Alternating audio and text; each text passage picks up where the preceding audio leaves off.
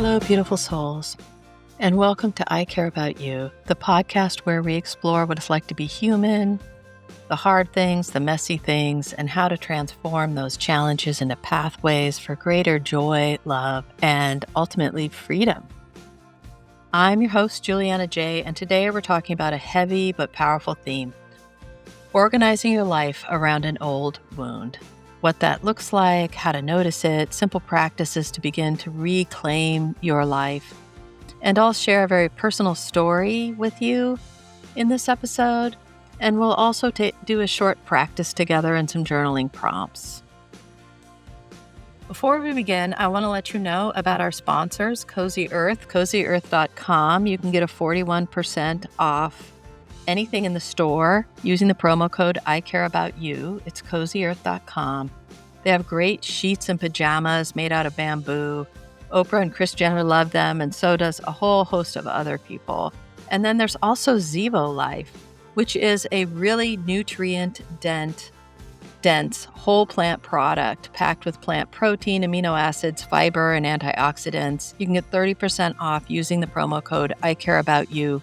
And you can start your way to healthier skin, hair, nails, gut support, energy boosts, and so much more with just a teaspoon a day. So check it out. Before we begin, let's set an intention that this episode is for anyone who's ever felt stuck, lost, or like they keep repeating the same old painful story over and over and they can't get past it. If you decide to engage with this material, be gentle with yourself. I'll leave resources and safety notes in the show notes as well. And you don't have to go into the biggest, deepest, darkest secret of your life. There's so many things that we really orientate our life around without really even knowing. It can even be very simple things like a family belief. Maybe there's a family belief that the women do all the work at the house and the men make the wage. And regardless of what gender you see yourself as, that just simple sentence can change your whole way of being in the world and how you orient your life around what you're supposed to look like, what your persona is. Or if you don't fit into any of those genders, what is that? What do you look like there?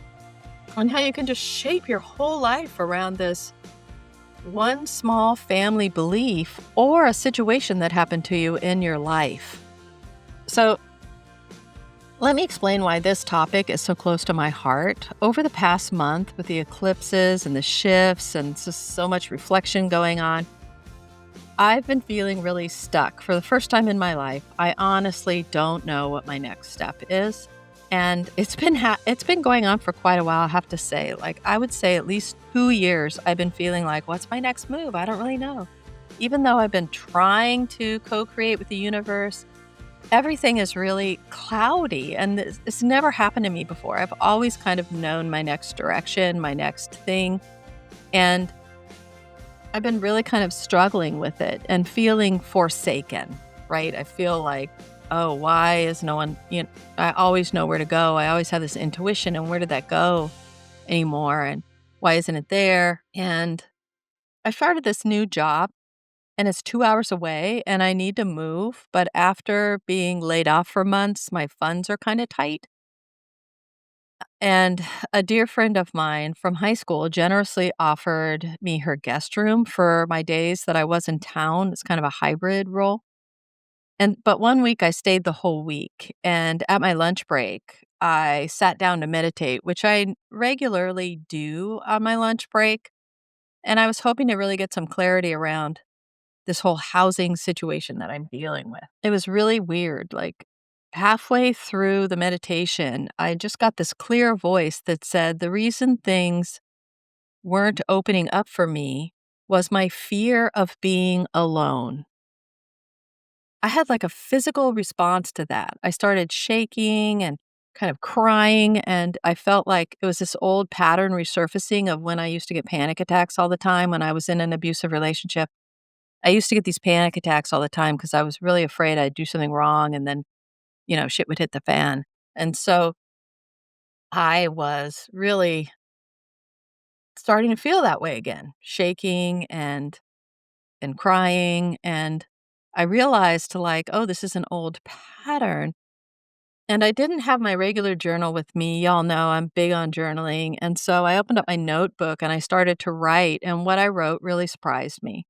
I realized that I had structured so much of my life around this idea that I am always alone and that I am the only one that can protect myself. A lot of this feeling like I don't know what my next move is is really because I've organized my whole life around this uncertainty of being safe, of being able to move forward, that it's all up to me. I am all alone. And I had this big fear of being alone. And when I thought deeper about it, I was talking to a friend about it, and she was expressing that the same thing had happened to her very recently.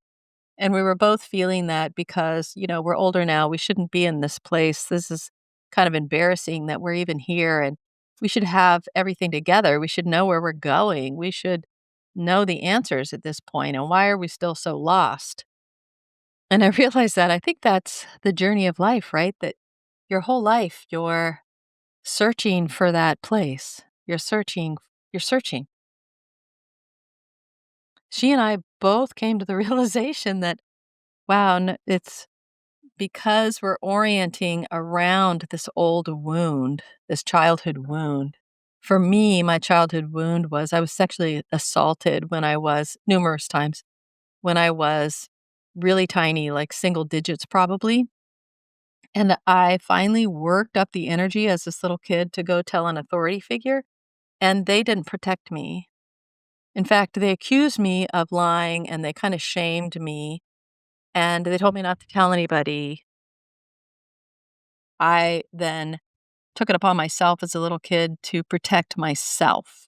Like, okay, no one, the grown-ups aren't going to protect me, so I have to protect myself. And I had all these elaborate things that I did, which included running into the field at nighttime and hiding behind this rock until I saw my parents come home because I had this really long driveway. And so I could see my parents turn into the driveway on their way home.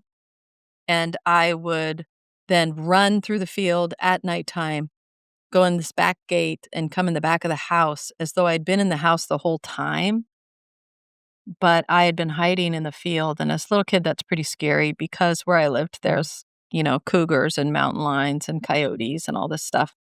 It was really, really scary, but that's how I solved my problem.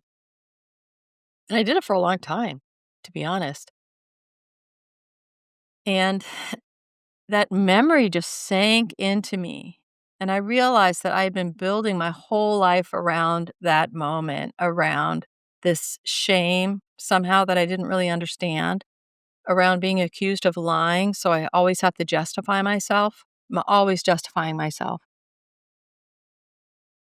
This knowledge that no one's going to help me or protect me or do anything for me, and I'm on my own and I'm not worthy of people protecting me or caring about me or listening to me. I'm just invisible. And my whole way of thinking about who I am is really just wrapped around this old wound of the sexual assault and the response to the sexual assault. And that I myself was viewing the whole thing as I did when I was a child. I had never re examined it again as an adult. Came to adult conclusions about it. I realize now that the person that I told was also afraid. They were afraid they would lose everything. They came from poverty and they had worked their way up. And if this information got out, it would jeopardize their safety. But I didn't see that as a child. I just saw this grown up's not protecting me. I'm on my own. I'm not worth protection. And this isn't unique. Many of us organize around an old wound. Maybe you grew up feeling invisible, always responsible. Maybe you felt like you had to earn love. Those early beliefs become a theory that you live by unless you notice them And noticing them is really the first step. Like, what old wounds are you really organizing your entire life around? And I want to take a moment here to say something really important. Before we delve deeper, I want to say gently exploring old wounds can be really powerful, but it can also be triggering. If you're listening and feeling unsafe, just pause. Reach out to a person that's trusted or a professional. Trauma informed approaches recommend grounding, support, and pacing this kind of work. You don't dive deep into the thick of it, you kind of circle around it. So much of healing is this cyclical way of approaching your healing. And each time you approach it, you're a little deeper in, but you don't just go straight down the hole, per se. One of the simplest evidence based ways to begin to is expressive writing or journaling. Research spanning decades has shown that writing about stressful or traumatic experiences, even in brief sessions, can reduce distress and improve overall well being over time. It's not a replacement for therapy or any other kinds of modalities that you use for your own personal growth, but it's a potent tool that you can use right now. How do wounds become the blueprints of our lives? How does a wound become the driving force, the mechanism that we wrap our entire lives around? For example, if a child learns that speaking up brings shame or punishment, the child's default becomes silence and people pleasing. Totally. That's exactly me. Later in life, these patterns manifest as staying in unhealthy relationships, avoiding risk, or over functioning to earn love. This is exactly me. It gets me into trouble every time. I will overdo thinking I need to earn love all the time, complete people pleaser, and I stay in relationships way longer than I should. I just got in a situation where I was over functioning to earn love. And then when I needed something, I was just dropped. No, that's not happening. I was met with like anger. And it really like threw me for a loop. In my case, the fear of being alone meant that sometimes I stayed in relationships that didn't serve me. It meant I took financial risks to help others at my own expense, totally, because I worried that being unavailable would make me unlovable. So ask yourself, what repeating stories do you carry? I'm invisible, I'm not enough, I'll be abandoned, I'm unlovable. What are those stories? And notice the message and how you act on it. Now that we've identified that so much of our lives can actually be circled around a trauma in our life or a belief in our life that we've never examined, we've just taken it as a truth. Here are some practical trauma informed ways to begin shifting your life away from the wound and back towards agency and safety. So, number one, I talk about this practice all the time. It's journaling and expressive writing. I'm currently writing 3-book series. There's 14 books in the total of the series, but the first 3 around journaling with disruptive change and uncertainty, and also with working with your shadows and archetypes. And the third one is a companion to my current book, Reasons to Live. I think journaling is so important. You can learn so much about yourself, and it is an incredible tool for healing and growing and becoming. And I think everyone should do it. Start really simple with expressive writing practice. Set a timer for 10 to 15 minutes, 3 to 4 days in a row, and just write about the experience and your feelings, not polishing the language. Just keep it really raw. Just let it out. The protocol is the one used in many studies, and it can begin to change how you hold the memory. So write about what is happening for you right now. Write about that. What does it bring up? What feelings does it bring up? What memories does it bring up? What old stories does it bring up? What does it bring up? And just free flow write for 15, 20 minutes, 3 to 4 days a week, and see what bubbles to the surface. Another practice you can do is naming the wound and then mapping it. A lot of times you do this after journaling, you finally get it down to what the wound is, and then you map it. So you name the wound in one sentence. It might be, when I was small, I believed I was responsible for others' harm. That's your wound. Then draw a line and write what happened. Then draw another line and write what I believed. What did you believe because of that situation? Then write another line, how I acted. And then write a conclusion. What do I want now? Mapping helps internalize the story so it's not you, it's a story you can change. Both of these practices really help you to change the narrative, to look at it in a different way, to retell the story to yourself, not in terms of not telling the truth about the story, but how can you look at the story differently? 3, gentle re-narration and compassion shift. Try a compassionate re-narration. Imagine telling a close friend the story as if they were the one that was hurt. What would you say to them? Often, we are far kinder to loved ones than we are to ourselves. This technique is consistent with loving kindness and mindful practices that I was talking about in the last podcast about Sharon Salzberg's work. And I will again link that in the show notes so that you can get it if you want. It's really about giving yourself and others loving kindness and understanding and learning how to do that and retelling the story in that way with that context. And the fourth one is build a safety net and plan micro steps. So start small with micro steps that increase your sense of safety. Maybe you go on one solo outing by yourself if you're worried about being alone, or maybe it's shifting your internal dialogue to say something else, or maybe it's holding up a boundary. Small, little, tiny things that you can do that you can build on. Maybe you go out for solo coffee one day, and then you go out for eating alone one day, and then you go on an overnight by yourself or something like that. You're building on it. Do you see what I'm saying? And put support in place. Loved ones, trauma informed guides.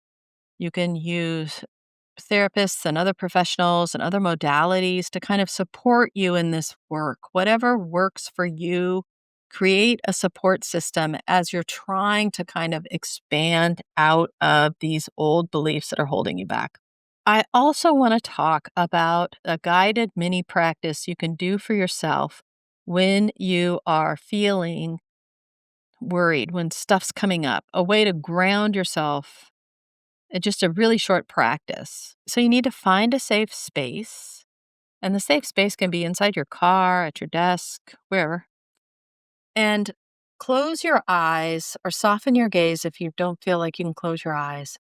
And take just some very slow breaths. Inhaling, hold it for a moment. Exhale, pause.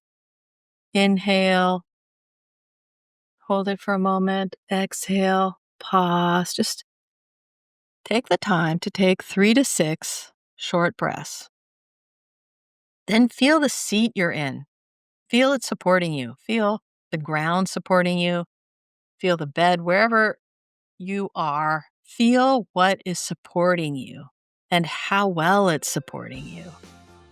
And then say to yourself quietly, I am here and I am safe now. And then bring to mind a small, non-threatening memory about being cared for. Maybe somebody tucked you in at night. Maybe somebody brought you a cup of tea. Maybe someone just deeply listened to you.